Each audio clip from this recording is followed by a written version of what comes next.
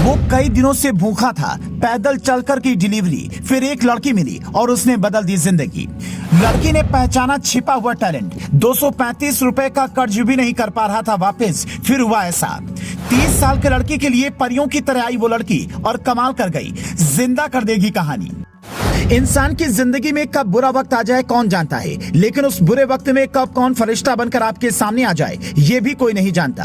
आपने बचपन में परियों की कहानियां सुनी होंगी, लेकिन अगर वो किसी के लिए सच हो जाएं, तो सोचिए क्या ही हो। एक ऐसी ही शानदार कहानी सामने आई है। ये कहानी एक डिलीवरी बॉय की है, जिसके पास इतने पैसे भी नहीं थे कि वो 235 रुपए का कर्ज चुका सके। वो कई दिन से भूखा था और पैदल चलकर डिलीवरी करता था, लेकिन उसके पास टैलेंट छिपा था। उसके पास डिग्री थी, पर लॉकडाउन ने उसकी नौकरी छीन ली। हालत ऐसी हो गई कि खाने के लिए भी कुछ नहीं बचा था। ना पैसे थे, ना ही घर में अनाज था। वो स्विगी में डिलीवरी करता था, लेकिन कोई वाहन नहीं था, तो पैदल ही डिलीवरी करने जाता था।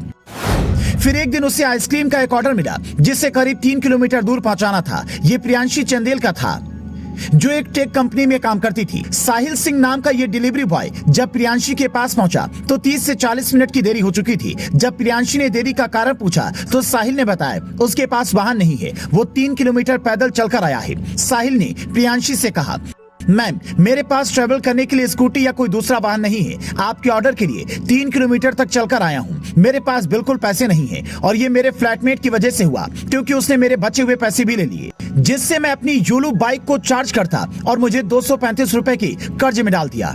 मेरे पास मकान मालिक को देने के लिए कुछ भी नहीं बचा। आपको लग रहा होगा कि मैं बस ऐसे ही बोल रहा हूँ, लेकिन मैं पूरी तरह शिक्षित हूँ, ESE ग्रेड हूँ। मैं कोविड के दौरान अपने घर जम्मू जाने से पहले निंजा कार्ड बायजूस में काम करता था।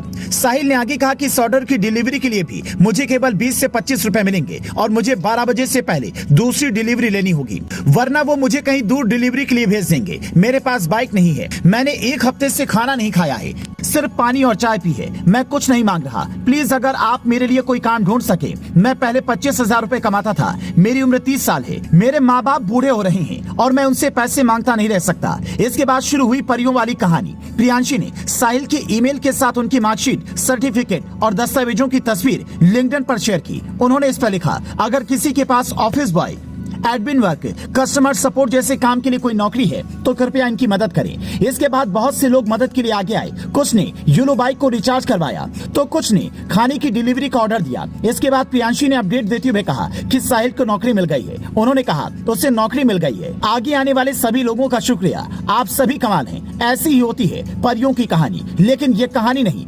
हकीकत है। Bureau report, leading Bharat TV.